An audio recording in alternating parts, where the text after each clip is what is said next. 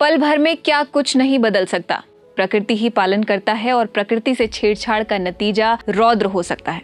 ये सुप्रीमेसी एक बार फिर साबित हुई है। नेपाल के रसुआ, नुवाकोट और धादिङ जिलों में 26 अगस्त 2026 की सुबह आई अचानक बाढ़ ने चंद मिनटों में सब कुछ तबाह कर दिया। भोटे, कोशी और त्रिशूली नदियां विकराल रूप ले चुकी हैं, बड़े बड़े पुल ढह गए हैं और कई जिंदगियां इस सैलाब में गुम हो गई हैं। पीछे छूट गया है तबाही का मंजर। नमस्कार, मैं रागिनी बिंजोला और आप देख रहे हैं उत्तराखंड जनमन। जरूरी है कि बात हो नेपाल में आई भीषण बाढ़ की त्रासदी की और हमें इससे क्या सबक लेना चाहिए। नेपाल में आई हालिया बाढ़ ने एक बार फिर पूरे हिमालय क्षेत्र को झकझोर दिया है। ये सिर्फ नेपाल की त्रासदी नहीं है, बल्कि भारत समेत पूरे विश्व को इसने प्रभावित किया है। इस आपदा में 100 से ज्यादा भारतीय लापता हैं, जबकि बिहार और यूपी में लाखों लोगों पर खतरे की घंटी बज चुकी है। अभी भी नदियां उफान पर हैं, सड़कें बह रही हैं, लोग घर छोड़ने को मजबूर हैं। सवाल सिर्फ नेपाल का नहीं है, सवाल ये है कि आखिर हिमालय बार बार इतनी बड़ी आपदाओं का सामना क्यों कर रहा है। क्या ये सिर्फ प्राकृतिक आपदा है या फिर इसके पीछे बदलता मौसम और इंसानी दखल दोनों जिम्मेदार हैं? आइए समझते हैं विस्तार से। देखो, बेसिकली सबसे पहले हमें ये समझना होगा कि जो ग्लेशियर्स टेरेन है, ग्लेशियर टेरेन जो है अपने आप में एक वल्नरेबल और बहुत फ्रेजाइल टेरेन है। इसके साथ ग्लोबल वार्मिंग बेसिकली जिसकी हम बात कर रहे हैं, क्लाइमेट चेंज हो रहा है। क्लाइमेट चेंज होने की वजह से क्या हो रहा है, ग्लेशियर पीछे रिट्रीट कर रहा है। जब ग्लेशियर रिट्रीट कर रहे हैं तो वो अपने फ्रंट में आगे में जो है लूज अनकंसोलिडेटेड मटेरियल छोड़ के पीछे जा रहा है, क्योंकि उसके जब ग्लेशियर आगे बढ़ता तो वो बहुत सारी चीजें जो है बनाता है, डेब्रीज, मोरेन्स, ये सब चीज बनाता है। जब पीछे जाता है तो पीछे जाकर के वो उन सब डेब्रीज और मटेरियलों को, लूज मटेरियलों को छोड़ देता है, और वो बहुत यंग मटेरियल है। अगर आप मैक्सिमम एज करोगे ग्लेशियर की तो LGM जिसको बोलते हैं, लास्ट ग्लेशियर मैक्सिमा, उस टाइम के ग्लेशियर्स मैक्सिमम एडवांस हुए हैं अभी इंडिया में, और वो 24 से और 19 साल के बीच की बात है। वार्मिंग हो रही है तो प्रेसिपिटेशन पैटर्न भी चेंज हो रहा है, यानी स्नोफॉल का जो एरिया है वो श्रिंक हो रहा है और रेनफॉल का एरिया एक्सपेंड हो रहा है। इसकी वजह से क्या हो रहा है कि हाई एल्टीट्यूड रीजन में रेनफॉल का पैटर्न यानी ड्रिजिंग से टोरेंशियल रेन में कन्वर्ट हो रहा है, जो उस वल्नरेबल वीक जोन को लैंडस्लाइड हो रहा है, या कोई आइस मेल्ट फास्ट हो रहा है, या कोई हैंगिंग आइस है वो टूट के नीचे गिर रही है। तो इस तरह की घटनाएं जो है विगत एक दशक से बढ़ी है, और यही एग्जाम्पल जो है नेपाल का भी है, जो हमारे केदारनाथ, धराली और अलग बहुत सारे जो है ऋषिगंगा जैसे थे, तो सेम एग्जाम्पल वहां पे भी है। अब ये हुआ कैसे है, ये आपको 2-3 दिनों में अध्ययन करने के बाद जो है इसरो या USGS क्लियर पिक्चर देगा, या इसरो ऑलरेडी इसमें भी काम कर रहा है, USGS काम कर रहा है, चाइनीज एकेडमी ऑफ साइंस काम कर रहा है, नेपाली साइंटिस्ट इसी में काफी एजेंसियां इसमें काम कर रही है, तो वो आपको इसके पीछे का कारण बताएंगे। इसकी सबसे बड़ी वजह मानी जा रही है जलवायु परिवर्तन। हिमालय क्षेत्रों के लिए ये खतरा और भी बड़ा है। यहाँ ग्लेशियर तेजी से पिघल रहे हैं, ग्लेशियरों के पास बनने वाली झीलों का आकार बढ़ रहा है। तापमान बढ़ने के कारण इन झीलों के टूटने का खतरा भी बढ़ता जा रहा है। ऐसे में हम पहाड़ियों के लिए कुछ फ्लैशबैक आना लाजमी है।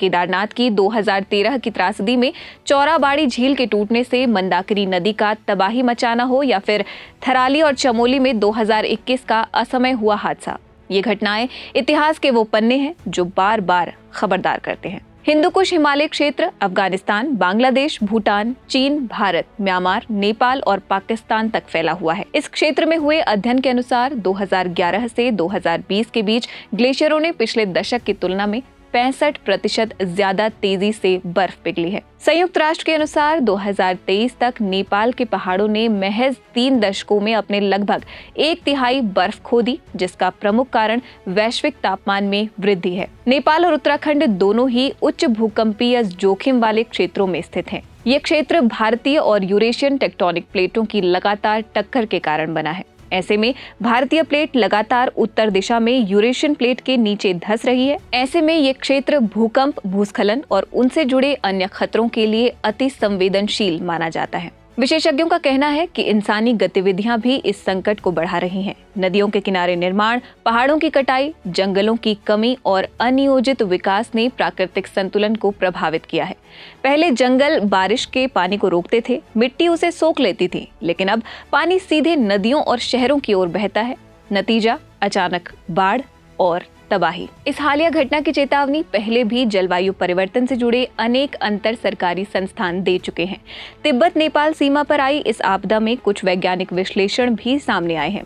द गार्डियन अखबार की एक्सप्लेनर रिपोर्ट के हवाले से जियोमॉर्फोलॉजिस्ट डेनियल शॉगर का विश्लेषण हम आप तक पहुंचा रहे हैं, जिन्होंने कहा कि सैटेलाइट तस्वीरों के अध्ययन से कहा जा सकता है कि लगभग 500 मीटर की ऊंचाई से टूटकर ग्लेशियर का एक हिस्सा 1200 मीटर नीचे आ गिरा। ऐसे में नीचे जमा पानी और पहाड़ी अवशेष एक साथ मूवमेंट में आ गए, इसलिए लैंदेखोला और भोटेकाशी में बाढ़ इतने रौद्र रूप में आई। वहीं नेपाल के पाटन में स्थित अंतर्राष्ट्रीय एकीकृत पर्वतीय विकास केंद्र ICIMOD की तरफ से जारी प्रेस रिलीज से अभी तक इस त्रासदी के कारण की कोई पुष्टि नहीं हुई है। जांच जारी है। हालांकि यहीं के आपदा जोखिम न्यूनीकरण विशेषज्ञ शाश्वत सन्याल ने जो कहा वो जहन में उतारने लायक है। लैंदेखोला में बीते 14 महीनों में 2 बार बाढ़ आ चुकी है। ये घटना आपस में जुड़ी हुई कई घटनाओं से बनी आपदाओं की तरह है, यानी कैस्केडिंग इफेक्ट। ये खतरे की घंटी है। इस घटना को देखते हुए अपने राज्य उत्तराखंड की तैयारी टटोलना भी जरूरी है। भारत में उत्तराखंड राज्य आपदा प्रबंधन प्राधिकरण USDMA के प्लान ऑफ एक्शन पर जब हमने प्रबंधन से बात की तो उन्होंने बताया, अभी हम लोग आपदा आने पर राहत बचाव कार्य तो करते ही हैं, इसके साथ साथ हम लोग यह भी प्रयास करते हैं कि आपदा के पहले हम किस तरह से तैयारी करें, किस तरह से अपने संसाधन को बढ़ावें, किस तरह से लोगों को जागरूक करें, किस तरह से वैज्ञानिक उपकरणों का प्रयोग करें, कनेक्टिविटी को बेहतर करें, आधुनिक संसाधन, हम जो आधुनिक उपकरण हैं उसका संसाधन की व्यवस्था करें, ताकि आपदा आने के समय जो परेशानियां होती हैं लोग उसके लिए पहले से तैयार रहें। और अगर आपदा आती है तो ट्रेंड तरीके से काम करें। जो हमारी राहत एजेंसी हैं, लोग हैं, अगर जानकारी रहेगी तो बेहतर बचाव कर पाएंगे। हमारे पास अगर बेहतर संसाधन रहेंगे तो हम बहुत अच्छे तरीके से कम समय में त्वरित रिस्पांस दे पाएंगे। अगर हमारी कनेक्टिविटी बेहतर रहेगी, गतिशीलता रहेगी, अच्छे सड़कें, अच्छे पुल रहेंगे तो हम बहुत जल्दी पहुंच सकेंगे, हमारा रिस्पांस टाइम कम होगा। तो इन सब चीज़ों को भी ध्यान में रख के कार्य किया जा रहा है। इसके साथ साथ आपदा के दौरान जो परिसंपत्तियाँ क्षतिग्रस्त होती हैं उनके लिए भी हम लोग कार्रवाई कर रहे हैं।